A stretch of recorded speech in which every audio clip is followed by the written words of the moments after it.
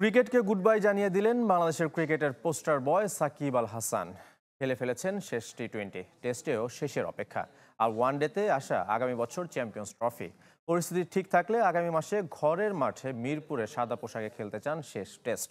আজ কানপুরে ঘোষণা দিয়েছেন সাকিব। দেশে যে খেলতে পারি, মিরপুর টেস্ট হবে আমার জন্য লাস্ট। সাকিবকে মানুষ ভালোবাসে, সাকিবকে মানুষ ঘৃণাও করে, কিন্তু সাকিবকে ইগনোর করতে পারে কজন? ক্রিকেট মাঠে ড্রাইভিং সিটে থেকেই বিদায় নিতে চেয়েছিলেন, কিন্তু সেই ড্রাইভার সাকিব প্যাসেঞ্জার সিটে কিনা সেটা নিয়েই কত আলোচনা আর সমালোচনা। অবশেষে সব জল্পনা কল্পনা শেষে এলো বিদায়ের ঘোষণা। টাইগার ক্রিকেটের পোস্টার বয় বিদায় নিয়েছেন টি-20, আর অপেক্ষা শেষ টেস্ট খেলার। যদি সুযোগ থাকে, আমি যদি দেশে যে খেলতে পারি, মিরপুর টেস্ট হবে আমার জন্য লাস্ট। প্রেম ধীরে মুছে যায়, নক্ষত্রেরও একদিন মরে যেতে হয়। দুনিয়ায় কোনো কিছুই চিরস্থায়ী না, সবারই ছাড়তে হয় কখনো না কখনো। দেশের ক্রিকেটের নক্ষত্র সাকিব আল হাসানও এর ব্যতিক্রম নন। ছল ছল চোখেই সাকিবের মুখে উচ্চারিত হলো বিদায়। ড্রাইভার হিসেবেই থাকতে চেয়েছিলেন, কিন্তু শেষ একটা বছরে ড্রাইভার তো ননই। এক সময়ের বিশ্বসেরা অলরাউন্ডারকে প্রফিটেবল প্যাসেঞ্জার বলতেও আপত্তি থাকা লোকের অভাব নাই। অবসরের ঘোষণা দিয়ে সাকিব তাদের খুশিই করলেন নাকি দুঃখী? কাশ্মীরের এক বাড়িতে সাকিবের ছবি ঝোলে। ওয়েস্ট ইন্ডিজের ডমিনিকায় ভালোবেসে এক ভক্ত তো ছেলের নামই সাকিব রেখেছেন। বিদেশি অনেকের কাছেই বাংলাদেশের অ্যাম্বাসেডর সাকিব আল হাসান। ভিনদেশের রাস্তায় হাঁটতে হাঁটতে হর হামেশাই প্রশ্নও আসে, ও তুমি সাকিবের দেশের মানুষ? দেশের কেউ যখনই চূড়ায় ওঠে বা উঠতে চায়, বিশেষ করে ক্রিকেটে, দেখা যায় আগে থেকেই সাকিব সেখানে উঠে বসেছেন। মাগুরার মতো ছোট স্বল্পোন্নত একটা জায়গা থেকেও দুনিয়া জোড়া নাম করা যায় সাকিবই শিখিয়েছেন। সাকিবকে মানুষ ভালোবাসে, সাকিবকে মানুষ ঘৃণাও করে, কিন্তু সাকিবকে কি ইগনোর করতে পারে কেউ? বাংলাদেশের আকাশে বৃষ্টির দেখা বৃহস্পতিবার ভোর থেকেই, কানপুরের আকাশেও তাই। কে জানে আকাশের ওই কান্না সাকিবের জন্যই, দেশের ক্রিকেটের পোস্টার বয়ের বিদায়ের জন্যই। সবার প্রতি আন্তরিক কৃতজ্ঞতা। মোটামুটি সোশ্যাল প্ল্যাটফর্মে একটা ডিসকাশন হচ্ছিল যে 26 সেপ্টেম্বর কি হবে। 26 সেপ্টেম্বর কি হবে সেই উত্তর খোঁজার জন্য প্রত্যেকটা প্ল্যাটফর্ম, নিউজ যারা প্রোভাইড করে, তারা তাদের মতো করে কন্টেন্টস বানিয়েছে।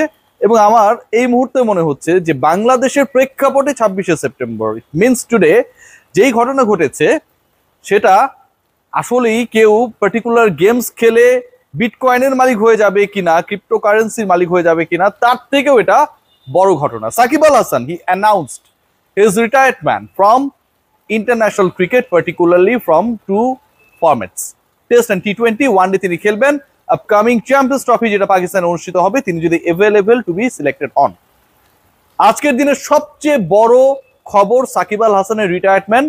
বাংলাদেশের ক্রিকেট ইতিহাসের সবচেয়ে বড় তারকা, মহাতারকা, সাকিবের চেয়েও কোনো বড় তারকা বাংলাদেশের ক্রিকেট ইতিহাসে কখনো আসবে কিনা, আই হ্যাভ দ্য ডাউট। সেই তারকার রিটায়ারমেন্ট, এবং তিনি এই রিটায়ারমেন্ট ঘোষণা করেছেন হঠাৎ করে, কেউ জানতো না। এর আগে আমরা দেখেছি যে বিভিন্ন খবর, ক্রিকেটাররা যে ডিসিশনস গুলো মেক করতে চান, এটা অন এন্ড অফ বাইরে চলে আসে, বাট এটা পুরোপুরি চাপা ছিল। কানপুরে নেক্সট টেস্টের আগে সাকিব আল হাসান হঠাৎ সংবাদ সম্মেলনে এসে জানিয়ে দিয়েছেন তিনি আর টেস্ট এবং টি-20 খেলবেন না। মিরপুরে হোম অফ ক্রিকেটে রাইট নাও আমি যেখানটায় অবস্থান করছি, সেখানটায় দক্ষিণ আফ্রিকার বিপক্ষে সাকিব তার ক্যারিয়ারের লাস্ট টেস্ট খেলতে চান। টি-20 তিনি মনে করেন যে লাস্ট টি-20, ইন্টারন্যাশনাল টি-20 তিনি খেলে ফেলেছেন। সবশেষ বিশ্বকাপে, যে বিশ্বকাপে বাংলাদেশ খেলেছিল ইউএসএ অ্যান্ড উইন্ডিজে, এবং ওয়ানডের ব্যাপারে ফিউচার কি হবে সেটাও তিনি বলেছেন। প্রশ্ন যেটা, সাকিব আল হাসান কেন হঠাৎ তার রিটায়ারমেন্ট এভাবে অ্যানাউন্স করলেন? সাকিব আল হাসান হঠাৎ করে এই রিটায়ারমেন্ট অ্যানাউন্স করার পেছনে পার্টিকুলারলি কোনো কারণ কি দায়ী, নাকি Shakib Al Hasan he was planning যে এরকম একটা সিচুয়েশনেই তিনি ভারতে যখন সিরিজ চলবে হঠাৎ তার রিটায়ারমেন্ট অ্যানাউন্স করবেন? আমি যে 3 নম্বর প্রশ্নটা তুলেছি যে সাকিব আল হাসান কানপুরে বা ভারতে সিরিজ চলাকালে রিটায়ারমেন্ট অ্যানাউন্স করবেন, এটা আমার কাছে মনে হয় খুবই ইনভ্যালিড। এটা কোনো প্ল্যানের মধ্যে ছিল না, বরং Shakib Al Hasan he was compelled to announce his retirement for some specific reason. যে রিজনস গুলো আসলে সাকিব আল হাসানকে মানসিক স্বস্তি দিচ্ছিল না, ক্রিকেটেও স্বস্তি দিচ্ছিল না, পারফর্ম করে স্বস্তি পাওয়ার যে অবস্থা সেই জায়গাটায় সাকিবকে আসলে আপ টু দ্য মার্ক রাখে নাই। একটা মামলা, একটা হত্যা মামলা, সেই মামলাটা নিয়ে অনেক প্রশ্ন রয়েছে। সেই মামলা নিয়ে বাংলাদেশের সকল স্তরের যারা মামলা পরিচালনা করেন, মামলা রিলেটেড অ্যাক্টিভিটির সাথে রিলেটেড, যারা ক্রিকেট খেলেন, যারা সাকিবকে অপছন্দ করেন, তারা সবাই প্রশ্ন তুলেছেন। সাকিব আল হাসান হত্যা মামলার আসামি, এটা কোনোভাবেই বিশ্বাসযোগ্য না, গ্রহণযোগ্য না, কাম্য না। এবং যেই সময়টায় তিনি দেশেও ছিলেন না, যেই সময়টায় তিনি অপর একটা ফ্র্যাঞ্চাইজ টুর্নামেন্ট খেলছিলেন, এবং যখন মামলাটা করা হয় তখনও সাকিব আল হাসান দেশে ছিলেন না, পাকিস্তানে ছিলেন, তখনও তিনি দেশের হয়েই খেলছিলেন। সো এই সিচুয়েশনটা আমার কাছে মনে হয় যে কোনো ক্রিকেটারের জন্য একটা ডিফিকাল্ট অবস্থা তৈরি করে। হোয়েনেভার he played his big role, he played his political role as the part of a party যারা কদিন আগে ভূপাতিত হয়েছে। চিন্তা করে দেখুন, একটা মামলা, একটা হত্যা মামলা সাকিব আল হাসানের ক্যারিয়ারের কিভাবে বাক বদলে প্রভাবশালী ভূমিকা রেখেছে। যে সাকিব আল হাসান কানপুর থেকে তার রিটায়ারমেন্ট অ্যানাউন্স করছেন। ইন্টারেস্টিং পার্ট কি আপনারা জানেন যে সাকিব আল হাসান এই অ্যানাউন্সমেন্টের মধ্যেও অনেকটা কনফিউজ। বাংলাদেশের 18 কোটি মানুষ কনফিউজড। কেন কনফিউজড? কারণ Shakib Al Hasan himself not sure যে তিনি মিরপুরে শেরেবাংলা স্টেডিয়ামের এখানটা এসে দক্ষিণ আফ্রিকার বিপক্ষে তার ডিজায়ার্ড রিটায়ারমেন্টটা নিতে পারবেন, তার ডিজায়ার্ড লাস্ট টেস্টটা খেলতে পারবেন। তিনি কি বলেছেন আমি যদি একটু পড়ে শোনাই আপনাদেরকে। এক্স্যাক্টলি সাকিব আল হাসান যে কথাটা বলেছেন এটা অনেকটা এরকম শতভাগ এরকম। যদি সুযোগ থাকে, আমি যদি দেশে যাই, যদি সুযোগ থাকে, সুযোগটা যদির উপর, আমি যদি দেশে যাই, দেশে আসাটা তার যদির উপরে, ইফের উপরে, কন্ডিশনের উপর ডিপেন্ড করছে, খেলতে পারি তাহলে মিরপুর টেস্ট হবে আমার জন্য শেষ। এরপর বলেছেন সেই কথাটা বোর্ডের সবার সাথে আলাপ করা হয়েছে, তারা চেষ্টা করছেন কিভাবে সুন্দরভাবে আয়োজন করা যায়। একটা হত্যা মামলা, শেয়ার বাজার কারসাজির মামলায় অনেকটা জড়িয়ে পড়ে 50 লাখ টাকা পেনাল্টি, এবং তার ফলশ্রুতিতে বাংলাদেশের ক্রিকেট ইতিহাসের, বিশ্বের ক্রিকেট ইতিহাসের অন্যতম সেরা অলরাউন্ডারের দেশের মাটিতে আন্তর্জাতিক টেস্ট থেকে অবসরের শেষ ম্যাচ খেলার ঘরের মাঠে আকুতি।